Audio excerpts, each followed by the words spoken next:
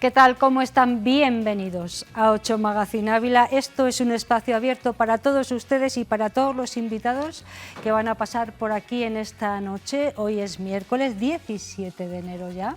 Tenemos un poco de viento, tenemos un día, bueno, entre lluvioso y soleado, ahí andamos en casi todos los puntos de la provincia. Aquí estamos muy confortables y hemos preparado un programa que esperamos les apetezca, les interese y les entretenga.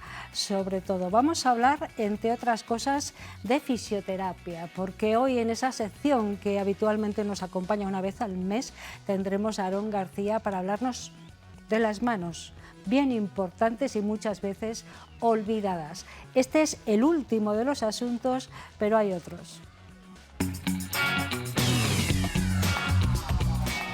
Además, el invierno será protagonista, invierno naturalmente. ¿Qué pasa desde el punto de vista medioambiental en esta estación? El naturalista Felipe Nebreda nos lo contará.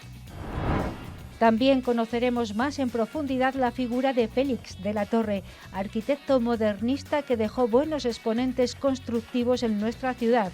Es la historia mejor contada de Jesús María Sanchidrián. Y recorreremos la exposición Enredado en mi cabeza, que se puede ver en Los Serrano. Por otro lado, también hablaremos del Museo de Intendencia y de la importancia del dibujo virtuoso de Joaquín Parrón, que estará con nosotros en plató.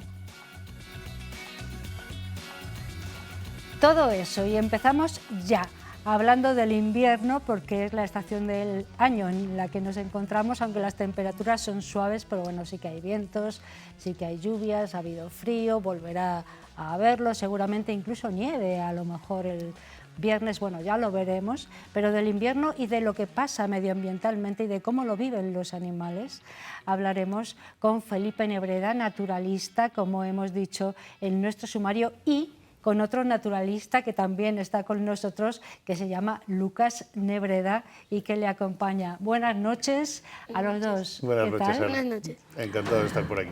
Oye, Lucas, ¿estás a gusto? Sí. Bueno, no te atrevías mucho a venir aquí, pero nos tienes que contar muchas cosas, ¿no? Sí. Vale, Lucas es hijo de Felipe y claro, de casta le viene al galgo, ¿no? El pobrecillo desde que es pequeño, porque tanto a su madre como a mí pues nos apasiona el campo y yo creo que sus primeros pasos y sus primeros gateos han sido en el medio natural. Así que desde pequeño ha estado disfrutándolo y todavía lo disfruta. Sí. Sí, ¿no? Sí, tú sabes distinguir un pájaro de otro Sí.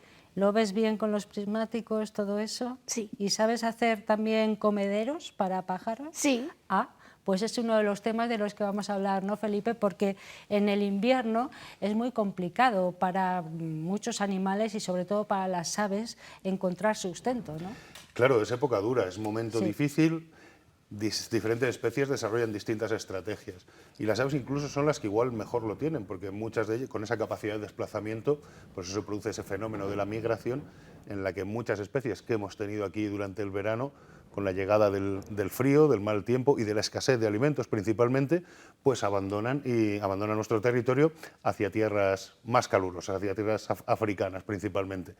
Entonces, bueno, esa estrategia les permite huir de esta zona, pero las que permanecen aquí pues se van a enfrentar, como vemos, a condiciones un poco difíciles. Ahí las vemos, sí, claro, es que son condiciones Claro, muy porque aparte de la complejas. temperatura, por ejemplo, las nevadas, esas condiciones meteorológicas, les va a cubrir la superficie del suelo, con lo cual encontrar alimento va a ser realmente complicado. Y las aves no tienen capacidad de acumular grasa, a diferencia de los mamíferos, por ejemplo. Tienen que comer, van al día, por decirlo de algún modo. Necesitan esa energía, ese aporte calórico que les da la comida para sobrevivir, para sus funciones vitales y sobrevivir al frío. Con lo cual sí que hay determinados momentos en los que puede ser dramático. Ahora justo estamos observando otros fenómenos, hechos biológicos que se producen durante el invierno. Sí. El celo de la cabra montés, Sí. que es muy al principio del invierno, finales del otoño, pero es uno de los momentos más bonitos que tenemos en nuestra provincia. Pero bueno, sobre todo, como vemos ahí, en una tempestad de nieve, los pajarillos lo pasan mal. Ellos lo pasan mal porque Sí. no tienen, hombre, ese plumaje que inflan para pasar un poquito más de calor, les viene muy bien, pero necesitan comer todos los días y en estos días es de lo único que se preocupan. En otros momentos del año pues están con el cortejo, protegiendo su territorio, alimentando a sus pollos, pero ahora todo su día, el día a día suyo es para alimentarse. Bueno, vamos a hablar un poco de qué pasa en invierno, porque luego nos vamos a centrar en esto que tenemos aquí encima, que es un comedero, ¿no? Eso es. Luego vamos a verlo y además nos lo va a contar Lucas, pero vamos a ver qué pasa en el invierno con la fauna de cualquier tipo. Ya no me refiero a flora y a otros aspectos medioambientales, sino a la fauna de cualquier tipo. Claro, pues como te comentaba antes, por ir agrupando en distintas especies, los mamíferos tienen, algunas especies de mamíferos tienen esa capacidad, bueno, todos tienen capacidad de acumular grasa, que eso les va a venir muy bien, y algunos lo que hacen es hibernar como estrategia. Un momento en el que hay escasez de alimento, lo que hacen es refugiarse, se han atiborrado todo lo que han podido, han engordado al máximo durante el otoño, una época además muy fructífera en cuanto a la obtención de alimentos pues muy energéticos, como los frutos secos, por ejemplo, o los frutos rojos, acumulan toda la grasa que pueden y se van a pasar durante varios meses en hibernación. Reducen su ciclo vital al máximo, reducen sus funciones vitales, no necesitan alimentarse, el ritmo respiratorio, el ritmo cardíaco baja y esperan ahí unos meses hasta que llegue un buen tiempo. El oso es igual el ejemplo más conocido por todos, pero incluso aquí en nuestra provincia, sin ser el oso, que no tenemos, por ejemplo, los lirones, algunos murciélagos, tenemos distintas especies de mamíferos que siguen esa estrategia. Pasa algo parecido y también los reptiles, ¿no? con Claro, anfibios y reptiles. Claro. Hacen algo muy parecido. Bajan su ritmo vital, ellos sí que se esconden, porque al tener sobre todo los anfibios respiración cutánea, eso es los hace un poco más sensibles, normalmente se entierran, ¿vale? Se entierran en una zona enfangada, en una zona de barro o debajo de unas piedras y ahí van a pasar grandes periodos. Sí que es verdad que no es una hibernación estricta en muchas especies, que de vez en cuando, sobre todo en los reptiles, tienen que salir de esos refugios, pues normalmente a beber para no deshidratarse, ¿vale? Pero todas esas especies desarrollan ese tipo de estrategias. Los insectos, los que tienen un ciclo de vida más largo que un periodo anual, porque hay muchos que en fase adulta solo van a vivir durante unos meses, también van a protegerse, a buscar refugio. Muchos de ellos se envuelven en seda, se envuelven en telas o simplemente se entierran. Y bueno, pues al final es este periodo tan malo que cada vez es más corto, pues el tener unas herramientas suficientes para poder superarlo. Esa es la gran pregunta que algunos pequeños, yo tengo alguna en casa que me hacía cuando era pequeña, más pequeña todavía que Lucas, que decía, ¿dónde viven las moscas en invierno? Claro, pues muchas especies mueren. No podemos generalizar en los insectos porque tienen unos ciclos de vida bastante complejos. Y de hecho, en estado adulto, igual es el menor, dentro de los ciclos, o sea, de las fases metamorfósicas que tienen los individuos, es el ciclo que menor tiempo ocupa. Sí que hay algunos que viven varios años. Hay algunos que ni siquiera tienen aparato digestivo porque en su estado adulto lo único que van a hacer es copular, reproducirse y ahí vamos a hacer la puesta y nada más. Entonces es verdad que en invierno muy poquitos insectos vamos a ver, y los pocos que veamos pues los vamos a ver, yo creo que molestando en casa muchas veces. Sí, se ponen muy tontos. Claro, también es cierto que el cambio climático, o sea, en la presencia de insectos durante determinados tiempos del año es donde estamos viendo también de modo tangible pues el calentamiento global. Esas variaciones. Claro, que nos llegue en el mes de diciembre y podamos ver por el paseo del rastro una mariposa alimentándose de malvas que están en flor, eso es, vamos, desde mi punto de vista, una auténtica tragedia. Es un espectáculo verlo, la verdad es que está muy bien, pero no puede ser que en diciembre haya pues esas especies en flor y mariposas volando. No puede ser porque biológicamente no corresponde el que eso suceda en este momento. Vale, y luego eso lo pagamos, pues lo pagamos todos. Claro, sí, o sea, bueno, el cambio climático daría para hablar porque son muchísimos factores. Un día tenemos que hacerlo. Deberíamos hacerlo. Sí. Bueno, de momento nos centramos en lo que pasa en invierno desde el punto de vista medioambiental, desde el punto de vista de los animales. Y hemos empezado hablando de los pajaritos, de los que no se pueden ir o de los que no se van, que ahora tienen grandes problemas, ¿no? Sí, sobre todo, como decía, la obtención de alimento. Los pájaros no pueden acumular grasa porque no podrían volar y necesitan esa grasa, esa energía para sobrevivir a esas temperaturas, igual que nosotros. Entonces es día a día cuando tienen que alimentarse de ellas y la obtención de esos recursos pues son cada vez más difíciles. Muchas aves insectívoras ahora mismo no tienen de qué alimentarse, con lo cual las semillas, el grano, los pequeños restos que van encontrando, restos herbáceos también, va a ser su principal fuente de alimento. Ahora escasean y encima se pueden producir fenómenos que dificulten el acceder a ellos, como una helada o como una nevada. Un día que hiele, hasta que el suelo esté deshelado, no van a tener acceso a las semillas que estén en el suelo, ¿vale? Como veíamos antes en las imágenes, cuando se congela el río, los patos, que se alimentan normalmente de bulbos, de brotes, de rizomas que están sumergidos en el agua, pues no van a tener acceso a ellos. Sí que es verdad que estas especies de animales tienen una capacidad de desplazamiento por encima de un mamífero, por ejemplo, un reptil, y pueden desplazarse varios kilómetros en un periodo corto de tiempo. Entonces no les queda otra que, pues bueno, que moverse o ser capaces de buscarse la vida, porque si no, realmente puede ser dramático. Una noche de mucho frío, en una temporada pues eso, de malas condiciones, puede haber muchas pérdidas, muchas bajas, muchos animales que mueren porque no tienen energía, grasa suficiente para pasar esas circunstancias. Ahí podemos intervenir de forma beneficiosa, hemos de decir. Y te toca, Lucas, porque tenemos aquí sobre la mesa, creo que es, bueno, es un comedero, ¿no? Lucas, ¿tú sabes hacer un comedero? Sí. Cuéntame cómo se hace. Pues mira, coges tablones de madera, Sí. los pegas y luego les echas alpiste. Muy importante que sea alpiste, porque el pan y la leche, a los pájaros el pan tiene sal y la sal les viene muy mal. Pero, y lo mismo la leche, los pájaros no son mamíferos, son aves. Y pues ese comedero se echa el piste, cuando se lo coman va a volver a meter. Siempre hay que volver a rellenarlo cuando se les acabe.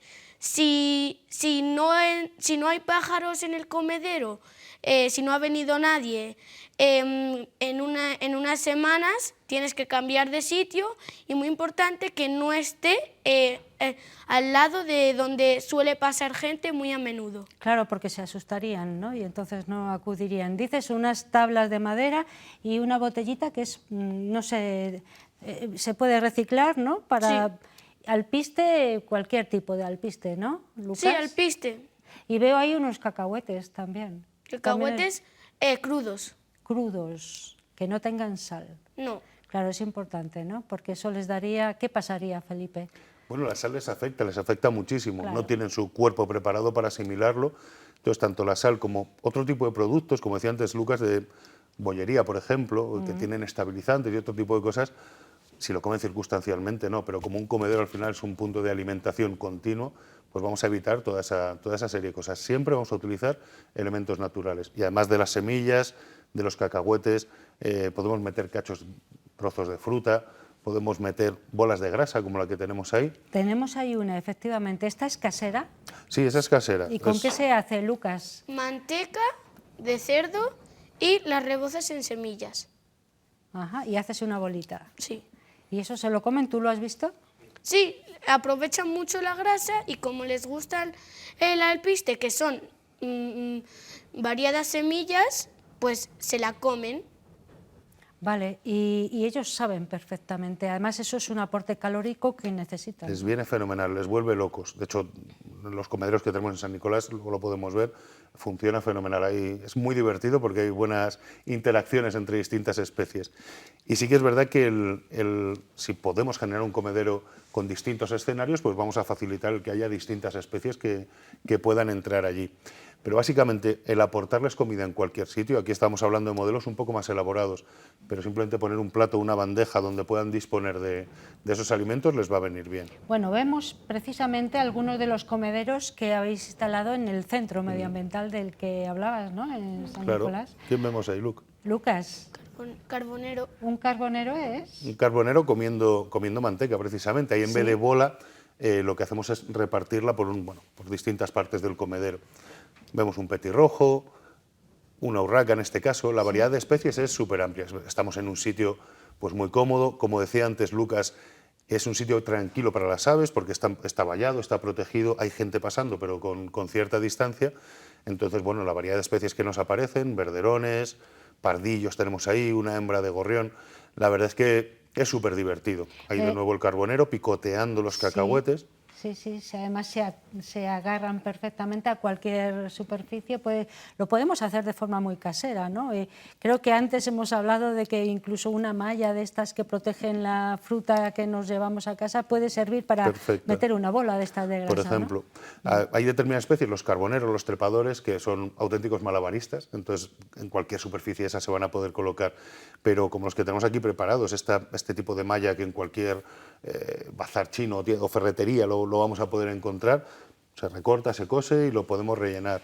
Incluso los cacahuetes pasados con una aguja, cosidos con Sí. un hilo y lo dejamos colgando, les va a venir bien. Lucas, tú has dicho una cosa que a mí me ha llamado mucho la atención. Si vemos que en una semana no van ahí los pajaritos, hay que cambiarlo. ¿Por qué? Porque no han encontrado el sitio, porque no es el sitio adecuado. Porque si ellos ven que no les gusta el sitio, como por ejemplo te he dicho antes, si pasa mucha gente, no les va a gustar y ahí pues tienes que cambiarlo de sitio y si ahí sí que llegan, pues lo dejas ahí y lo tienes que poner como a 3 metros de alto y en una rama pues con 1 metro de largo. Así puedes colgar la caja nido y un gato pues no se va a subir a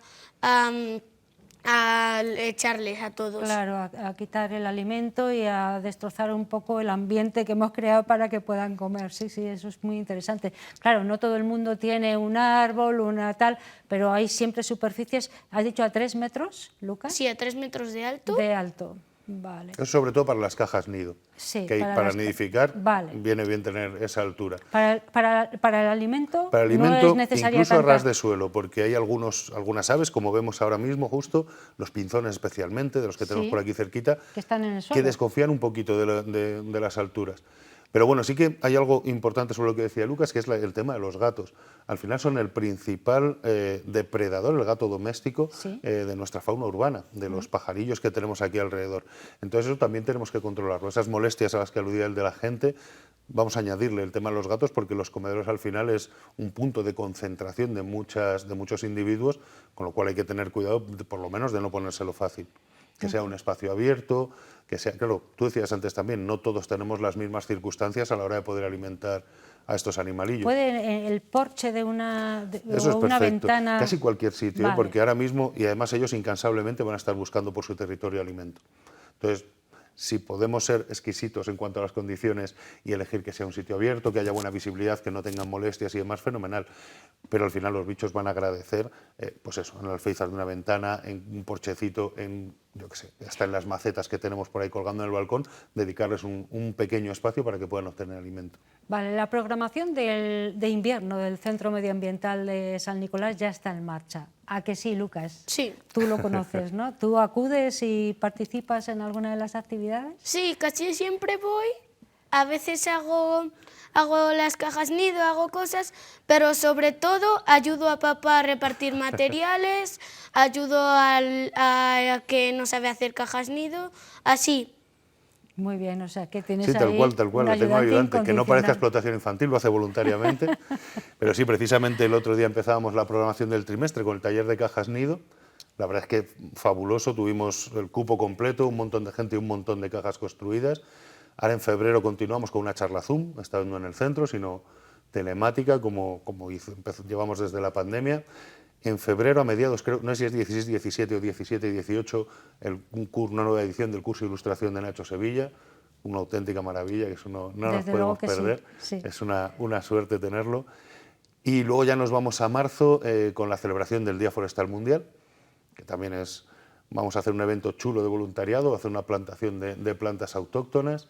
Y luego, bueno, de continuo, desde octubre, pero lógicamente durante este trimestre continuamos con los talleres medioambientales para escolares. Este año, acabamos en julio, vamos a recibir casi, creo que son 110 grupos. Me imagino que una media en torno a 2.500, 2.800 chavales que van a pasar por el centro, que van a estar durante 4 horas, una mañana de un día lectivo, pues recibiendo a través de talleres, juegos y demás, pues de herramientas y contenidos para sensibilizarles y darles a conocer estas cuestiones tan importantes. Hemos hablado del invierno naturalmente, como debe de ser, con Felipe Nebreda, naturalista, y con Lucas Nebreda, que es su hijo y que también es naturalista, que nos ha explicado muy bien cómo hay que hacer un comedero y qué es lo que no hay que hacer cuando observamos que las aves no vienen al lugar. Muchísimas gracias a los dos, Felipe, Lucas, gracias por estar aquí. ¿Has estado a gusto?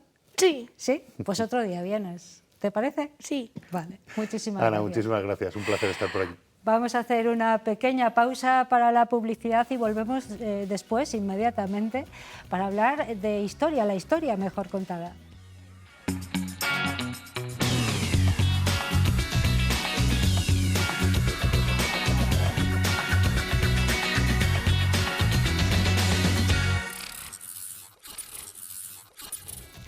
Después de la publicidad, como ya les avanzaba antes de empezar los anuncios, vamos a hablar de historia, de esa historia mejor contada y nadie mejor para contarla que el cronista oficial de Ávila, Jesús María Sanchidrián, que una vez al mes más o menos nos acompaña, pero ha pasado ya, bueno, estamos en el año siguiente. Buenas noches. Ha pasado un mes solo, además. Ha pasado solo un mes, pero Aunque fíjate parece que hemos cambiado de año. Pues Sí. ha pasado un mes solo, Buenas efectivamente. noches, Buenas Jesús noches. Mari. ¿Qué tal esas Bien. Navidades? ¿Qué tal todo Bien, año nuevo, muy este bien. proceso del año nuevo? Pues Bien. sí, la verdad es que año nuevo, pues eso. Pues vida vida nueva. nueva, sí. Bueno, pues Hoy estamos vamos a aquí hablar, muy bien. hoy vamos a hablar además de la vida de un personaje que aquí ha dejado una impronta importante, que muchos no conocen y por eso Sí, está aquí muy Jesús bien. María para contarlo. Es Félix de la Torre, arquitecto que además, arquitecto modernista que además ha dejado emblemas en la ciudad porque lo son, ¿no? Sí, es un personaje que está en el Museo Caprotti, es un cuadro de un retrato que le hace Sorolla y que efectivamente uno se pregunta cuando lo ve, bueno, muy bien, es una buena pintura, es representativa de la obra pictórica de Sorolla, pero ¿quién es este hombre? ¿No? Y efectivamente, este hombre fue arquitecto, fue político republicano, fue concejal del Ayuntamiento de Madrid, fue candidato a diputado a Cortes Generales Ahí le tenemos. por Barco de Ávila, por la Barco de Ávila Piedrahíta. Como arquitecto modernista, la obra modernista en Ávila la sigue Isidro Benito Domínguez en el edificio de la Flor de Castilla, de la calle Don Jerónimo. Él, además de eso, tiene un apartado muy singular de su biografía. Es el suegro de Caprotti, perdona, Guido Caprotti. de Guido Caprotti. Es el padre de la mujer suya, efectivamente, por eso está el cuadro aquí. Era el cofundador del Real Club Automóvil de España.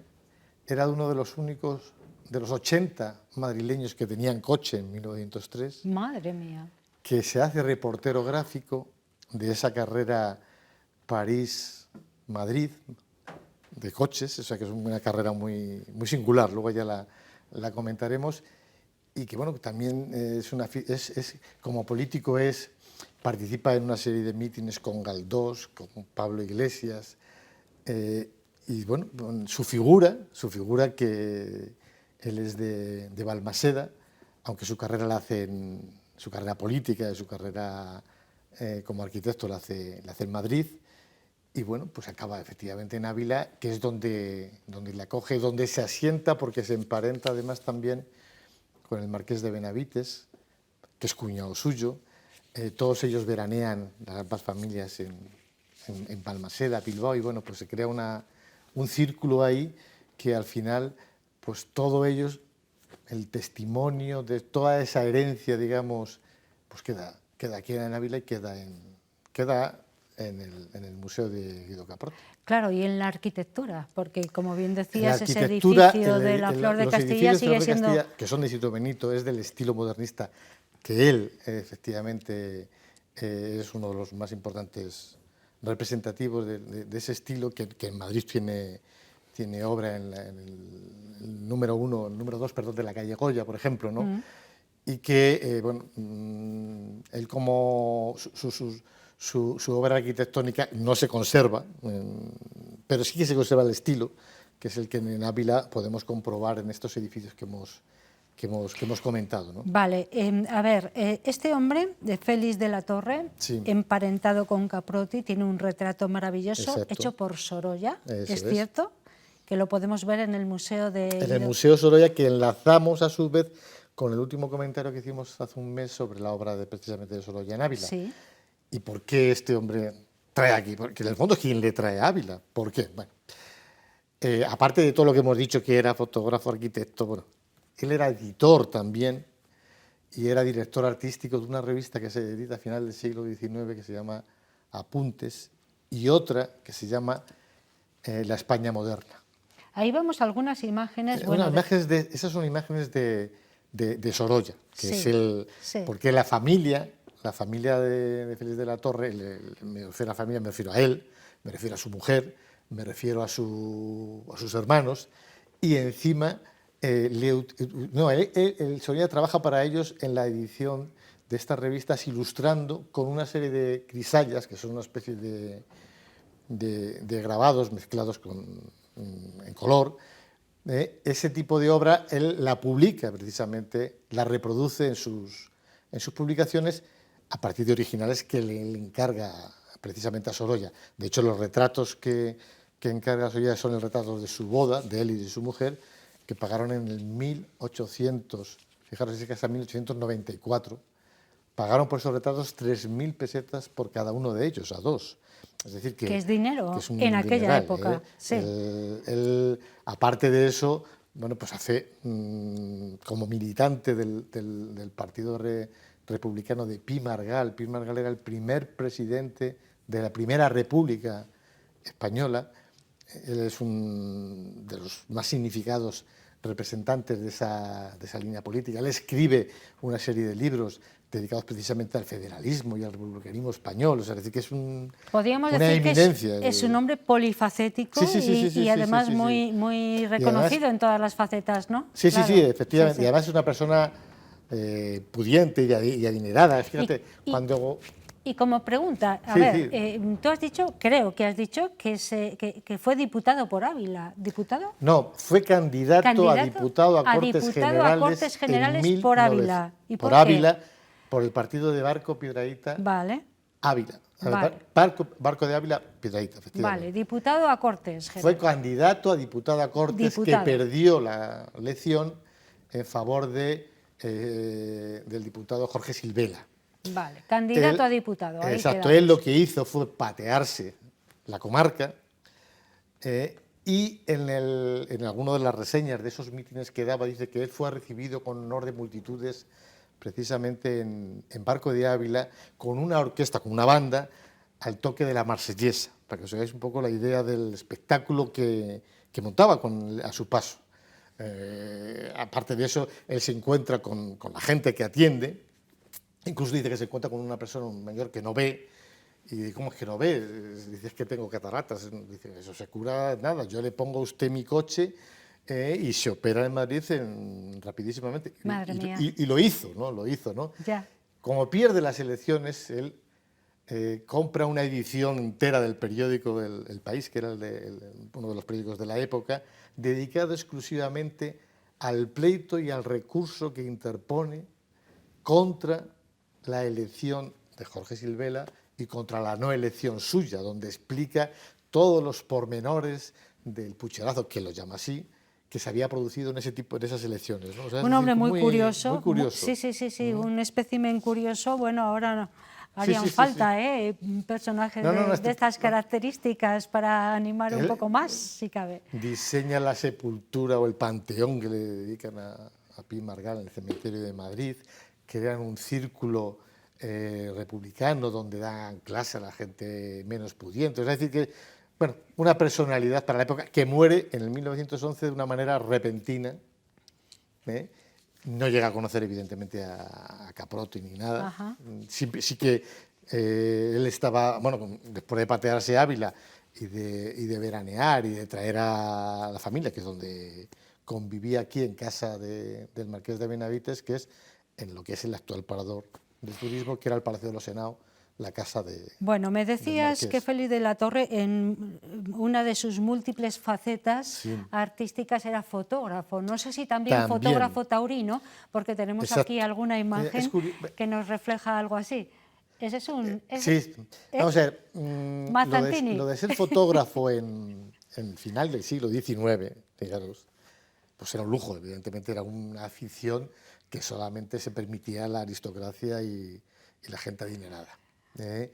Él se familiariza con la fotografía porque estudia arquitectura en la Escuela de Bellas Artes de Madrid, que dirigía en aquel entonces Jesús de la Llave. Jesús de la Llave es un arquitecto que es el que a su vez había hecho el plano de Ávila, el primer plano que se conserva de la ciudad de Ávila, durante las guerras carlistas, con una serie de fortificaciones de las puertas de la ciudad, ¿no? Entonces coincide con él en la Escuela de Bellas Artes. Él se familiariza con la fotografía porque la fotografía era un medio auxiliar increíble para precisamente desarrollar la arquitectura y dibujar y representar todo lo relacionado con el arte y con los monumentos, porque él además se dedica no solamente a hacerlas y a hacer de reportero, sino que se convierte en un editor ahí empieza una colección de España y sus monumentos que empieza, solo hace un primer número y que, bueno, dedicado a la ciudad de Toledo.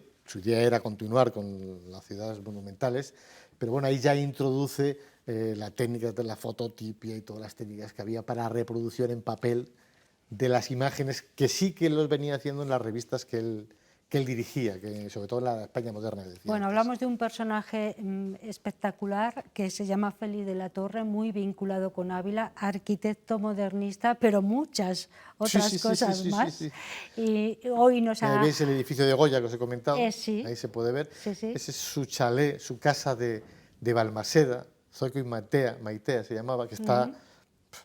Yo lo vi hace un par de años, está abandonado y arruinado, ¿no? Es una pena. Bueno, un personaje muy curioso, muy interesante, polifacético, como decíamos, que aquí ha dejado una impronta y del que se conoce Ahí poco. tenéis lo de los coches, las carreras de coches. Sí. Bueno, deciros, porque dicen, la carrera de París-Madrid, como si fuese la París-Madrid. Bueno, era dos carreras, digamos. Era una carrera oficial, que era la carrera de coches realmente. Los coches tenían montones de accidentes, montones de muertos y se suspendía cada 2 por 3. Pero paralela a esa carrera, los aristócratas de la época se montaban en sus coches y hacían el recorrido por la España de entonces, bueno, pues haciendo turismo. ¿Y era el caso de Félix? Félix fotografía los dos eventos. Vale. Fotografía lo que es la carrera, una vez hemos visto, y fotografía y acompaña a toda esa comitiva de aristócratas que iban de ciudad en ciudad. Y a Ávila llegan, como no podía ser menos, en mayo de 1903, donde es un espectáculo porque llegan de Salamanca, desde aquí se van a Villacastín, bueno, pues, y tenemos el reportaje que nos deja... Uno de los pocos que tenía un vehículo entonces, 500 dices, ¿no? No, 80 vehículos en Madrid matriculados. 80 en y Madrid. uno de ellos no sé era por el qué. suyo, precisamente. Vale, 80 vehículos en Madrid y El Alto uno del León tenéis era ahí. el suyo. Ahí tenemos un montón de imágenes de Félix de la Torre, un personaje desde luego muy curioso, pintoresco, del que hoy hemos conocido un poco más porque ha dejado aquí una impronta, y tenemos además un retrato suyo en el Museo Caprotti, además un retrato de Sorolla. Es que ese museo hay que visitarlo, ¿eh? Vamos a Hay que aprovechar, visitarlo, claro. hay que volver continuamente, como estamos viendo, ¿no?, a hablar sobre cosillas interesantes que hay, que sí que nos deparan siempre muchas sorpresas. Sí, señor. Hoy, esta es una de ellas, yo creo. Muy bien, Jesús María Santidrián, que es cronista oficial de Ávila, siempre nos acerca a esa historia mejor contada, muchas veces poco conocida, y se lo agradecemos un montón. Muchas gracias, Dani. Jesús María. Feliz Encantado. año, todavía se puede Sí, decir, sí. ¿no? Aunque ya estemos en mediados en enero, ¿no? Todo se puede decir perfectamente, es verdad. Bueno, pues feliz año y hasta muy prontito. Nos Vale, vemos pronto. fenomenal. Gracias. Venga. Vamos a hacer otra pausa para la publicidad. No se muevan mucho, que luego tenemos cosas interesantes.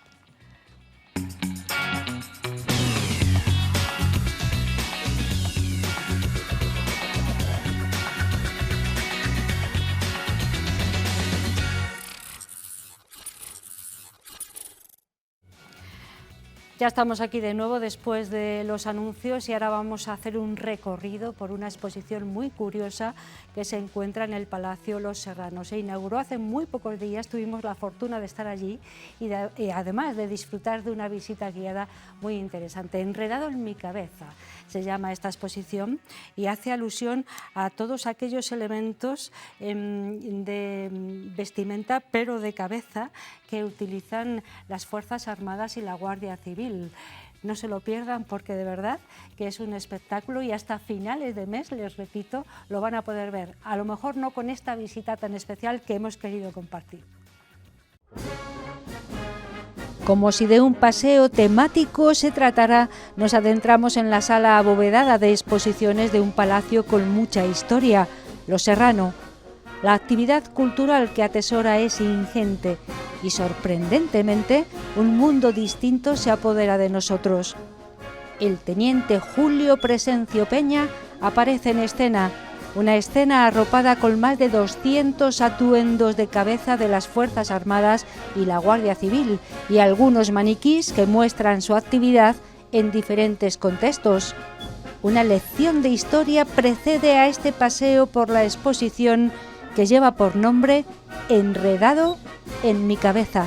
Y ahí es donde nace la Guardia de Alabarderos Reales, la Guardia de Proximidad de Su Majestad. Si se fijan o se han fijado en algunos actos en los que aparece Su Majestad, siempre hay un guardia cerca de él, pues es un guardia de alabardero. Dentro de las unidades que conforman la Guardia Real es la más antigua de este país, pero no solo de este país, sino de toda Europa, de las mismas características, incluso 2 años más antigua que la Guardia del Papa. Bien, como saben ustedes, Fernando fue un gran militar y también un gran político, aunque como político habría que calificarle un tanto de camaleónico, y ese cambio de color y de forma pues le valió, por ejemplo, ese intento de regicidio y algunas frases que acuñaron. ¿Alguna vez habrán escuchado, si no he dicho eso de me cago en Sos?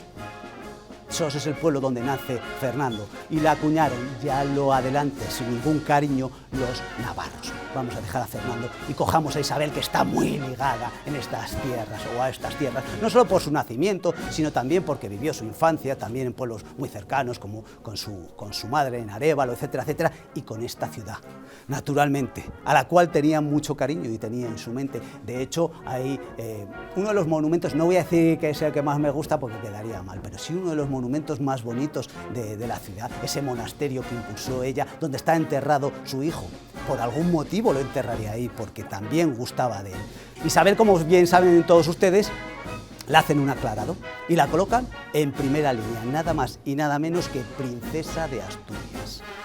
Amigo, y cuando estuvo en el vértice del vórtice, o sea, cuando se vio con poder, pues utilizó una expresión muy castellana que ella nunca diría en público, pero que yo sí, que viene a decir más o menos eso de la burra es mía y la monto por donde quiero. Vamos, que si lo traemos al siglo XXI es como decir, se ha empoderado, se negó a seguir la traza matrimonial que su hermanastro, Enrique IV, en aquel entonces rey de Castilla, había diseñado para ella, y se fue al lado contrario, se casa con Fernando. Resumiendo mucho, esto levanta ampollas, desemboca en esa guerra de sucesión, esa guerra civil, en la que Isabel, vuelvo a repetir, con Y, como a ella le gustaba distinguirse, se impone a su sobrina Juana, ya saben, la Beltraneja.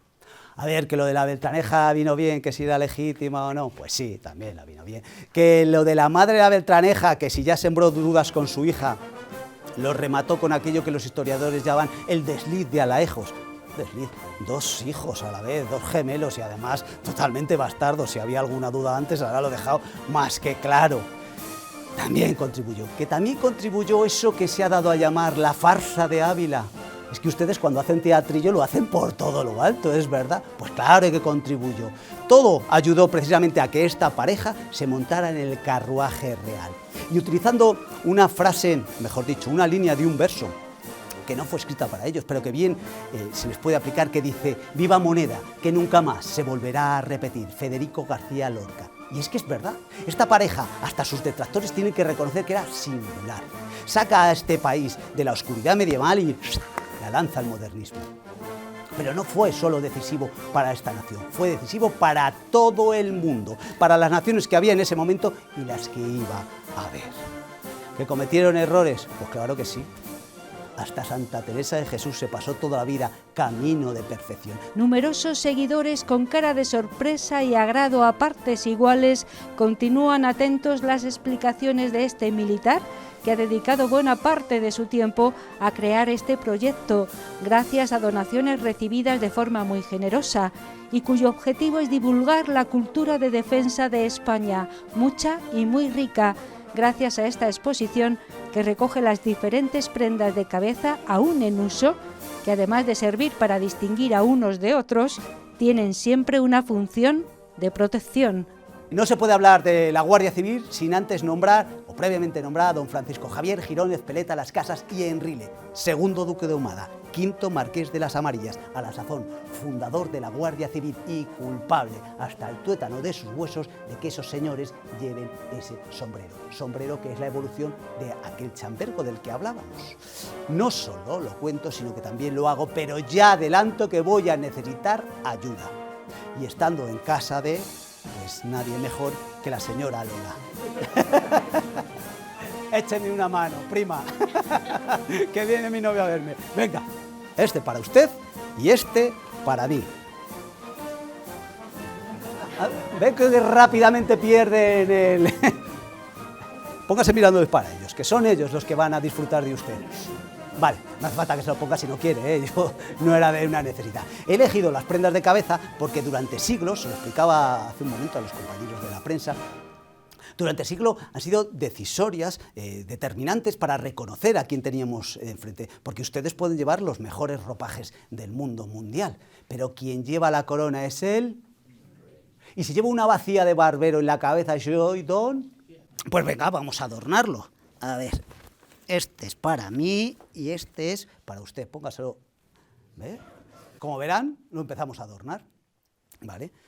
Fíjese si muchas veces es decisivo que si ahora la señora Lola dobla esto aquí un poco y sujeta aquí... Me voy de peregrina. ¿Se ha convertido en un...? Peregrino. No, peregrina. Hay que ser inclusivo, señora. Vale, pues yo voy y digo, pues coloco una pluma en este lado y lo he convertido en ese chambergo del que estamos hablando. Pero por acción del viento, del sol, del agua, las alas se quedaban flácidas, se quedaban tristes. Así que alguien más inteligente, ahora, señora, tiene que hacer lo que yo haga. Míreles a ellos. Eso es, lo que yo haga. Alguien más inteligente dijo, ¿qué tal? Póngalo como yo lo estoy haciendo. Eso es. Si doblamos en un pico anterior, y ahora apriétele sobre los abdominales, y en dos posteriores, y nace el sombrero de 3 picos. ¡Un aplauso para mi partner! Pero aquí no vemos 3 picos, solo vemos 2. Pues efectivamente, solo ven 2 picos, pero está aceptado que sea sombrero de 3 picos. Lo que también siempre digo es que este sombrero lo ha llevado mucho más la población civil que los militares o la Guardia Civil, pero mucho más. Tengan en cuenta que es de los pocos casos en la historia que es un sombrero unisex. Lo llevaban no solo hombres y mujeres, sino también niños y niñas. Ahora se da el caso también singular que las gorras de visera están cogiendo o han cogido esa misma fuerza. Y yo para explicarlo siempre relato que la universidad, la tienen muy cerca, de Salamanca, los estudiantes más pobres llevaban sombreros de 2 y de 3 picos. Perdone que la moleste. No, solo es un segundo. Y los más pobres llevaban cruzado en el sombrero una cuchara. Al acabar el día se acercaban a los monasterios y a cambio de cantar o recitar unos versos, los monjes les daban el sombrante de la comida del día que acababa en una especie de mejunje licuoso. Estos estudiantes eran conocidos con el nombre de los sopistas y la sopa que ellos tomaban es la que ustedes conocen con el nombre de la sopa boba. Poco a poco las prendas que se exponen en Palacio van tomando vida gracias a la divertida y concienzuda explicación de Julio Presencio. La singular exposición Enredado en mi cabeza puede visitarse entre el rumor de la historia y las bóvedas sabedoras hasta el 27 de enero en Los Serrano. Un disfrute y un honor haber sido testigos de esta magistral clase que hemos querido compartir con ustedes.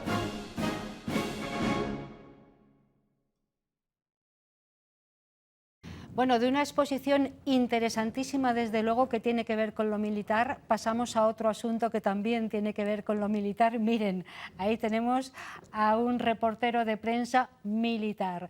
Es un regalo que agradecemos muchísimo porque lo ha hecho además para 8 Magazine Ávila expresamente Joaquín Parrón.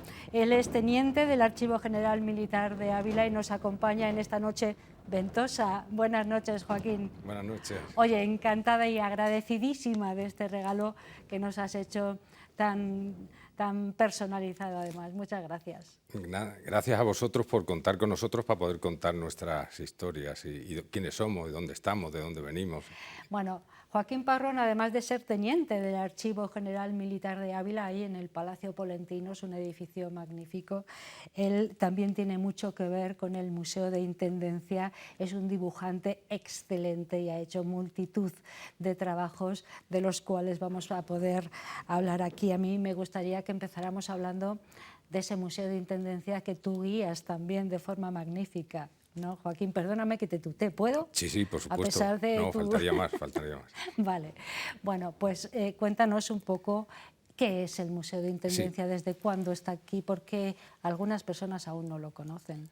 A mí me gustaría empezar con una frase que hay en un palacio de Ávila que dice, donde una puerta se cierra, otra se abre.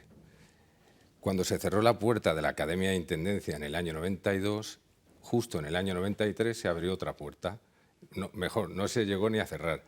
Vino como 50.000 cajas de Madrid, más 300.000 planos, absolutamente de todo, de toda la historia del siglo XX, del Ejército de Tierra, y formó el Archivo General Militar de Ávila. Y ahí le tenemos un archivo importantísimo. A nivel nacional. A nivel nacional. Y sobre todo por toda la historia tan... Muy consultado también, bueno, con documentos realmente importantes y vivo, que es muy importante, ¿no? Claro. Esa era nuestra idea. Claro. 17 años después del 93, tuve la suerte de aterrizar en Ávila.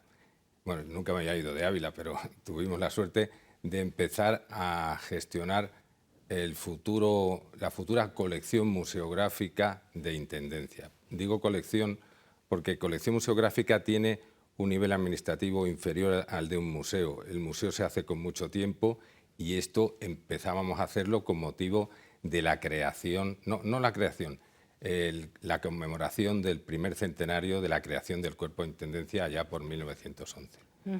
Entonces empezó a tomar forma ese museo o esa colección museística, como queramos llamarlo, y ahí tiene un gran papel. Claro, ten en cuenta que el museo que existió, bueno, nos tendríamos que ir a 1875, que es cuando llegó la Academia de Administración Militar a Ávila. Justo acababan las guerras carlistas y todas las acciones en donde habían participado personal de administración militar de esa época, se empezó a hacer un museo con las armas, uniformes, gente de héroes de administración militar de esa época. Todo ese atesoramiento, cuando en el año 1931 se cambian 3 academias a Toledo, incluida la de Intendencia, se cerró, lo que decíamos de la puerta que se abre y se cierra, ahí en el año 31 se cerró, se fue a Toledo junto con el museo. Cuando empezó la Guerra Civil, el museo desapareció. ¿Qué ocurrió? Cuando en el año 11 queremos inaugurar la nueva colección museográfica de Intendencia, teníamos pocas cosas. Teníamos lo que había existido en la sección de Intendencia dentro del Museo del Ejército, que luego llevaron a Toledo, y pues cosas que había en la Academia de Intendencia, y como decía un compañero mío, el trastero de Joaquín y el mío. Fuimos sacando cosas de todos los sitios para poder crear. Luego, una vez que se crea esa colección, luego ya hemos empezado a recibir muchas más piezas, ¿no? Joaquín, a mí permíteme que diga que tú eres un poco el alma de ese Museo de Intendencia. Bueno, ¿eh? en el Ejército somos todos un equipo, que es lo bueno, ¿no? Y desde aquí nuestro saludo a todo ese equipo, pero todos esos dibujos, todo el organigrama de ese museo te lo tenemos que agradecer a ti, porque eres un gran dibujante y de eso vamos a hablar también. Sí, claro. sí, vale. Pero bueno, que modestiamente me alegro de haber podido colaborar en esta obra, ¿no? Bueno, ¿qué ofrece el museo? Cuéntanos. El museo, como hay otra frase, perdona que sea de frases, ¿no? Los militares somos muy de frases. Una frase que dice, el Cuerpo de Intendencia tiene más de 100 años de historia y 500 de experiencia.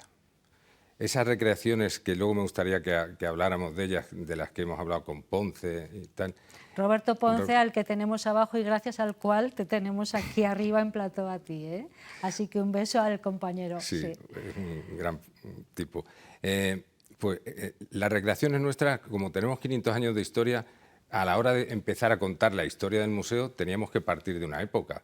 La época son las ordenanzas de los Reyes Católicos de 1503, en las que establecen que hay que controlar el dinero de la hacienda del rey y que a los soldados hay que pagarles para que se puedan mantener. Entonces se hacía una cosa que se llamaban alardes, que es lo que hicimos este año hemos hecho en la recreación esta de Sancho de Ávila. Lo vamos a ver. Pues sí, ese alarde era, tú formabas a 3 señores que se ponían en una mesa y en esa mesa empezaban a llamar a las tropas para poderle pagar. Es que son 3 personajes muy curiosos que luego se van a repetir a lo largo de la historia, pero permíteme que que me enrolle un poco Ahí tenemos la más. recreación, si te parece. Ahí tenemos la recreación, están llegando las tropas con sus banderas y demás, y ahora los tres señores, el contador, el veedor y el pagador, que eran los primitivos oficiales del cuerpo de intendencia, son los que empiezan a llamar a cada uno para poderles pagar con arreglo a lo que cada uno ofrecía al ejército. El que traía un caballo, pues cobraba con arreglo a su caballo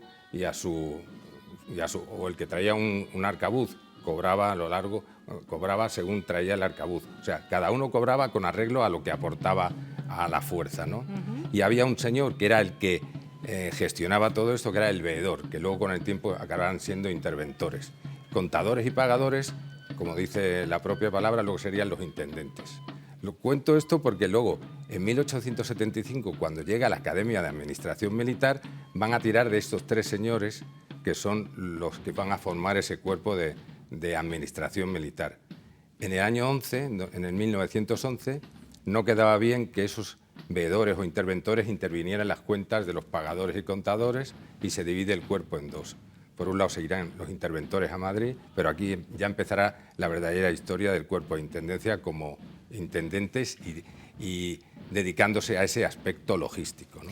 ¿Y todo eso se cuenta en este museo o en esta colección museística, como bien museográfica. decías, Joaquín, museográfica? Eso empezamos a contarlo en un vídeo, que también lo hemos hecho en plan, la gente que vino de filmación y tal eran profesionales, pero todos los extras que salimos somos militares. Sí, yo ahí me ha parecido reconocerte. Sí. Pues en ese vídeo, justo cuando entras a ver el museo, pues te encuentras con ese vídeo que es el que te cuenta nuestra historia, ¿no? Y con figuras parecidas a estos personajes que tenemos aquí y que han salido del virtuosismo, hemos de decir, de Joaquín Parrón. Es un gran dibujante y muchas de estas figuras van guiándote por ese museo, ¿no? Sí, a mí me valen de chuleta, quiero decir, cada uno de los personajes aquí tenemos...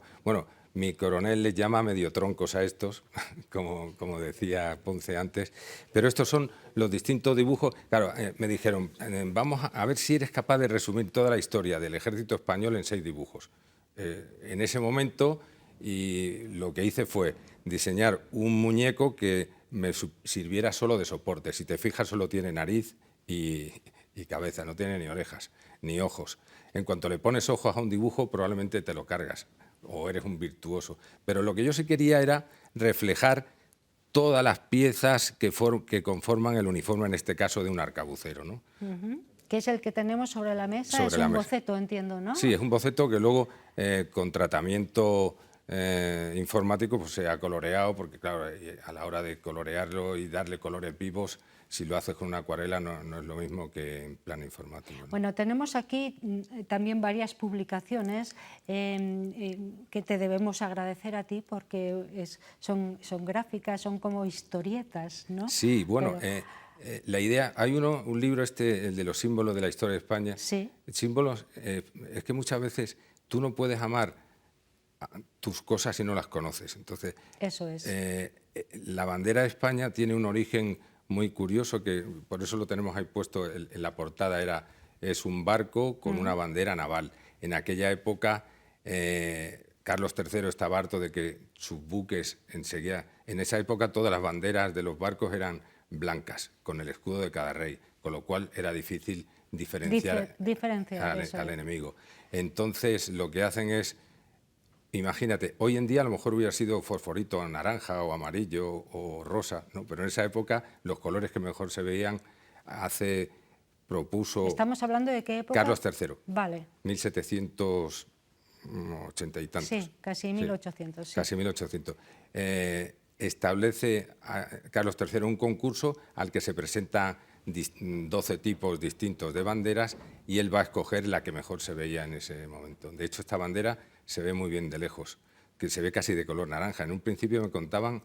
Claro, lo bueno del museo es que cada vez que viene alguien te cuenta una historia y la vas metiendo en tu mochila para volverla a contar, ¿no? Antes las barcas de salvamento de los barcos eran blancas y no las veían. Las pintaron de naranja para verlas. Esta bandera de lejos casi es de color naranja, se mezclan los colores y se ve muy bien. Y otra cosa curiosa, fíjate que en el dibujo de la bandera he puesto el escudo más cerca del mástil. ¿Sí? ¿Por qué? Porque un barco de estos que venía de América, el Ondeaba ondear mucho. de la bandera se iba desgajando la bandera y el rey no quería que cuando llegara a Cádiz hubiera perdido el escudo. Por eso el escudo de España siempre está puesto en una zona más pegada al mástil. Nos lo cuenta Joaquín Parrón, él es teniente del Archivo General Militar de Ávila, es un gran dibujante, es el que nos guía por ese Museo de Intendencia y hoy yo quería también que habláramos de la importancia del dibujo, de lo gráfico, en todo lo relacionado con las contiendas militares y con la historia militar, que es mucho y muy grande, ¿no? Sí, bueno, antes te decía que en el archivo, cuando se abrió esa puerta y vinieron de Madrid 300.000 planos, imagínate, un cañón, un fusil, el movimiento de una división, una brigada, todo eso está reflejado en planos y se conservan aquí en el palacio, ¿no?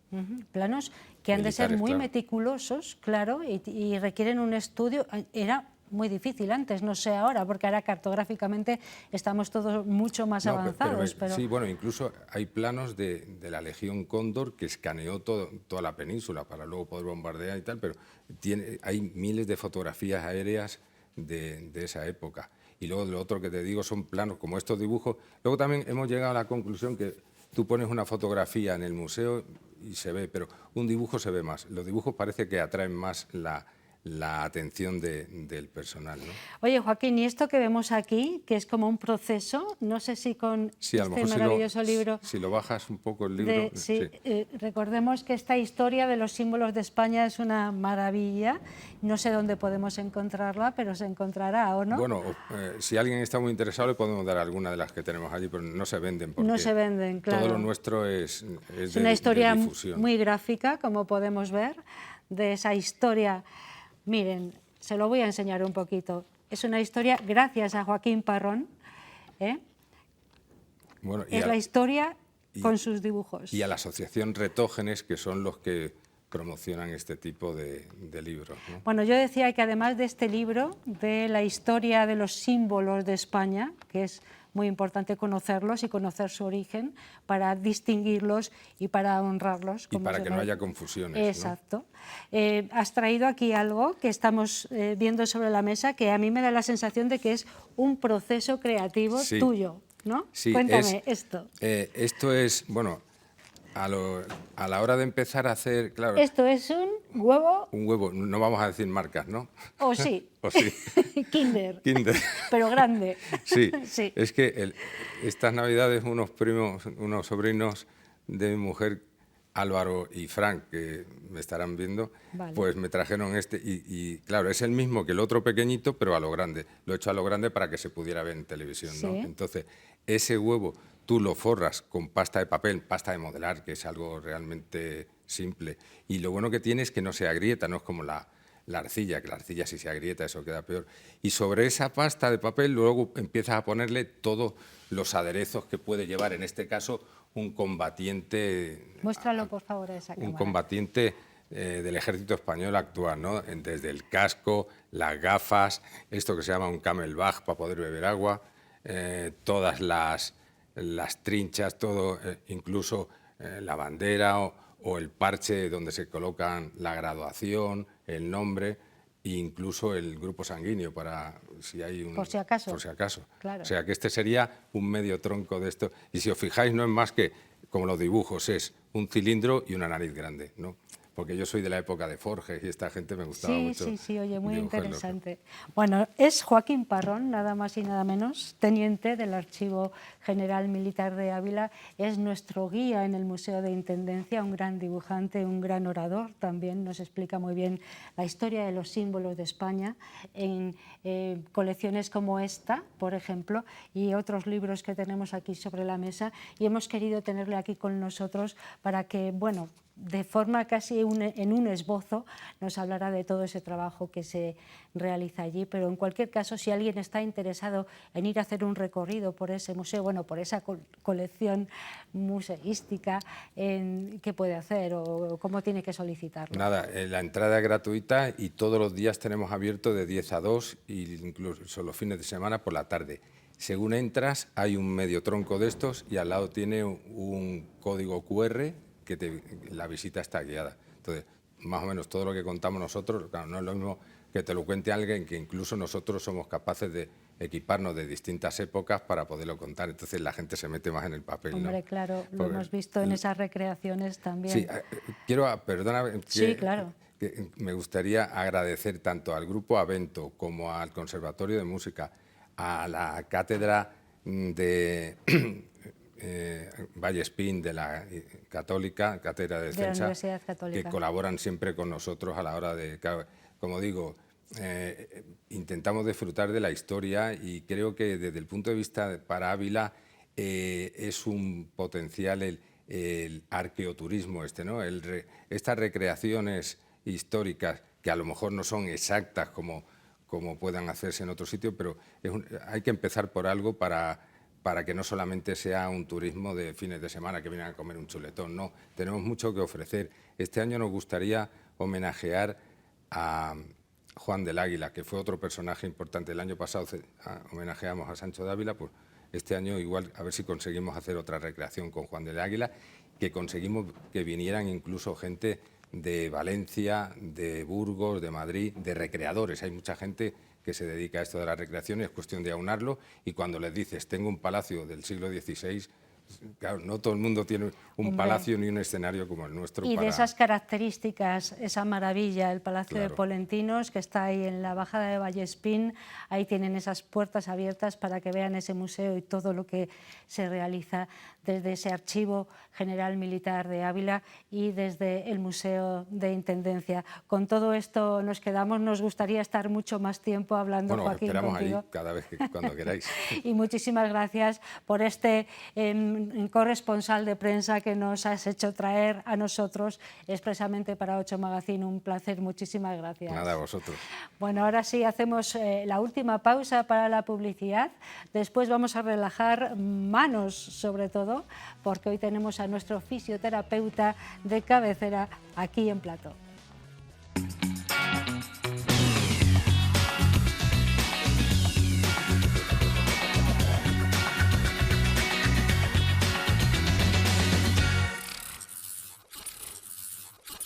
Terminamos nuestro 8 Magazine Ávila de hoy, de esta semana, también hablando de las manos. Son muy importantes y a veces muy olvidadas, pero sin ellas no podríamos hacer casi nada.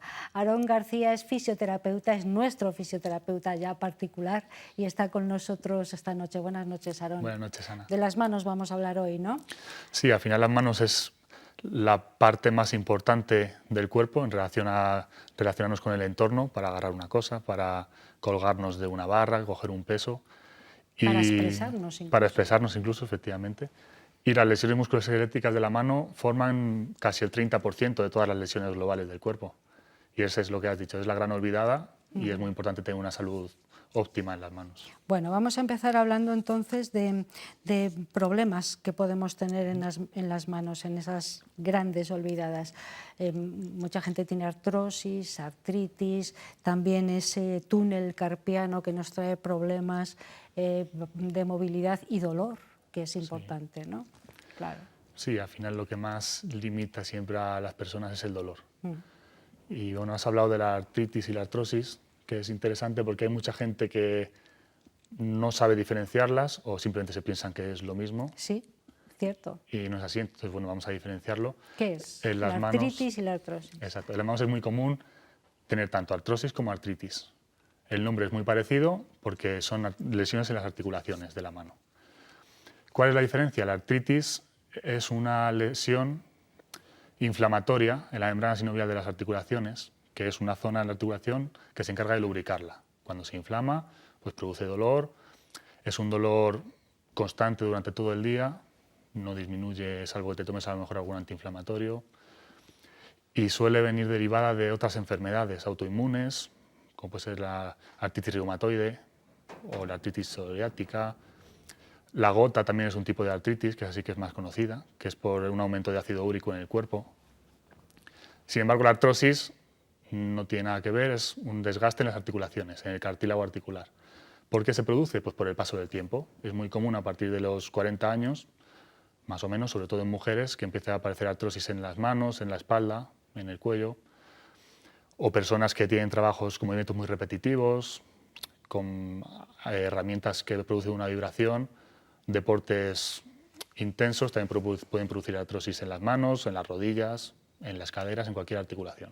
Por eso conviene cuidarlas bien y para eso tenemos aquí hoy a Aarón, porque vamos a hacer ahora en breve unas prácticas, ¿no?, para mejorar todos esos movimientos. Hablábamos del túnel carpiano también, que no sabemos qué es, tiene un nombre así como rimbombante. Explícanos así en 2 pinceladas lo que es. Sí, el túnel carpiano es una estructura de nuestra mano que se encuentra en la muñeca, en la palma de la mano, y cuando produce dolor es el síndrome del túnel carpiano. Simplemente por esa estructura pasa un nervio, que es el nervio mediano, pues si se produce una compresión de ese nervio puede producir entumecimiento en los dedos, dolor, hormigueo, incluso pérdida de fuerza a la hora de agarrar la mano o en el brazo. Es muy importante poder diferenciarla, esa lesión, ir a un profesional que te valore, porque son síntomas que si se pillan a tiempo, por decirlo de alguna forma, se pueden tratar más o menos fácil, con diferentes técnicas, con ejercicios, pero si el nervio tiene una lesión más importante, ya sí que habría que hacer una cirugía en la zona, y bueno, siempre que se pueda evitar ir al quirófano, yo lo veo interesante. Puede ser por movimientos repetitivos o incluso ahora con el ratón del ordenador y tal. Es esto, ¿verdad? Sí, sí. Un poquito más metido en la Más mano. dentro. O sea, el dolor sí que se reproduce a lo largo del nervio, sí, que puede ir hacia el brazo, sí, hacia los dedos, sobre todo pero estos 3 primeros está dedos. aquí. Pero el túnel carpiano se encuentra justo en la palma de la mano, cerca de la muñeca. Vale.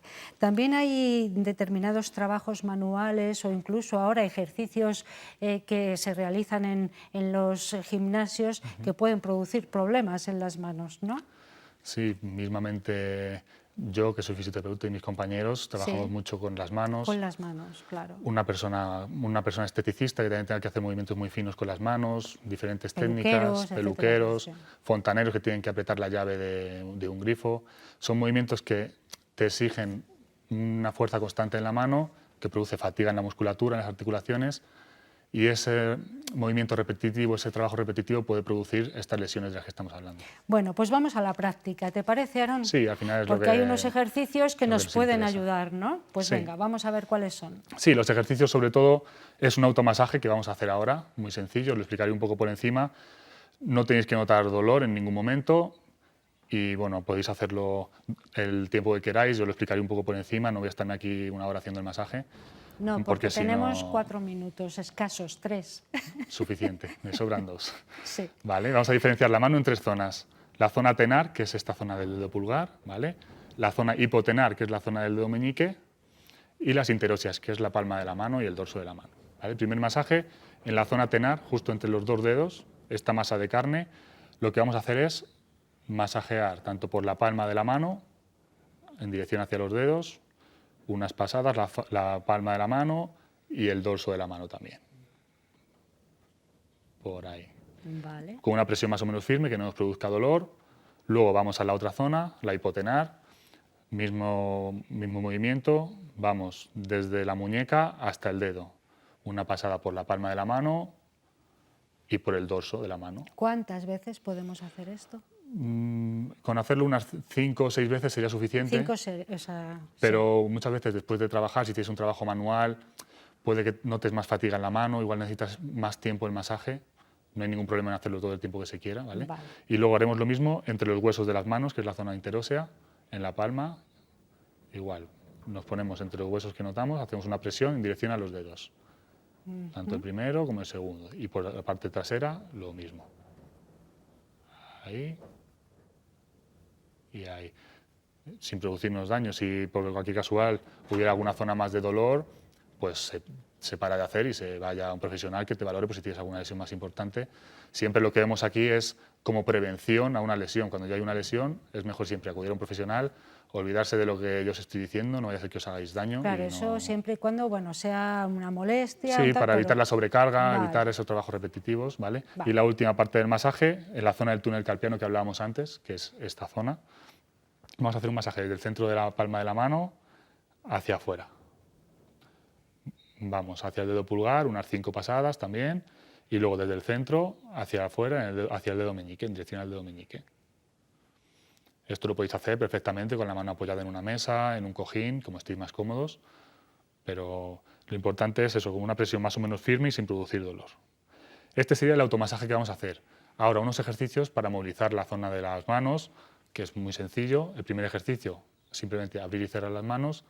Si puede ser con los dedos hacia arriba, para que también se drene un poquito toda esa circulación, esa retención de líquidos que puede haber en las manos. Abrimos y cerramos. Círculos con las muñecas, en un sentido y en otro, sin tener dolor en ningún momento. ¿Estamos todos haciéndolo? Sí, ¿no? Vale. Estos vale. son- Bueno, ahí abajo no puedes, que estás con los mandos. Venga. Estos son ejercicios muy sencillos, ¿vale? Ahora, uno que puede que sea un poco más complicado, pero aún así es muy sencillo. Juntamos las dos palmas de las manos y lo que vamos a hacer es, sin despegar la palma de la mano, bajamos el brazo, bajamos y subimos. Este sirve para prevenir el síndrome del túnel carpiano del que hablábamos antes, ¿vale? Porque lo que hace es movilizar el nervio en toda esta zona. Puede que notemos tensión en la zona de la muñeca, pues si notamos mucha tensión, lo hacemos más despacio o menos rango de movimiento. ¿Series también de 5? Sí, de 5, siempre esto de 5. Vale. Lo importante es movilizar un poco, descargar y suficiente.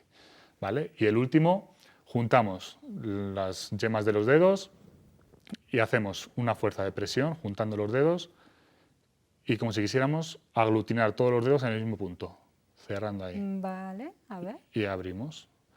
Aparte de trabajar un poquito la fuerza de la mano, también trabaja la coordinación. Si no se trabaja lo mismo con las dos manos, pues no sale igual el ejercicio. Estamos ahí, ¿verdad? Sí. Sí, sí. Bueno, pues son los ejercicios que hoy nos ha propuesto Aarón Eso es. García. Él es fisioterapeuta, está con nosotros una vez al mes. Hoy hemos tenido nuestro interés en las manos. Estos son los ejercicios prácticos que podemos repetir. Espero que se hayan quedado con la idea. Sí. Si no, mañana lo pueden ver porque hay una redifusión y si no, en YouTube, ¿verdad? Eso Y es. si no, van a ver a Aarón, que también les atenderá muy felizmente en tu clínica que está enfrente de la Plaza de Toros. Sí, justo enfrente del Plaza de Toros, es un local a pie de calle, se ve bastante bien. Aarón García, muchísimas gracias por estar con nosotros. Nos vemos en un mes, ¿te parece? Hablamos Perfecto. de otra cosa. Genial, muchas gracias. Nos aporta mucha ayuda para mantener esta vida tan complicada que tenemos. A ustedes les damos las gracias también por haber estado con nosotros hasta el final. La semana que viene nos volvemos a encontrar, el martes, no se olviden, a eso de las 10 estaremos con ustedes. Cuídense mucho y sean todo lo felices que puedan. Adiós.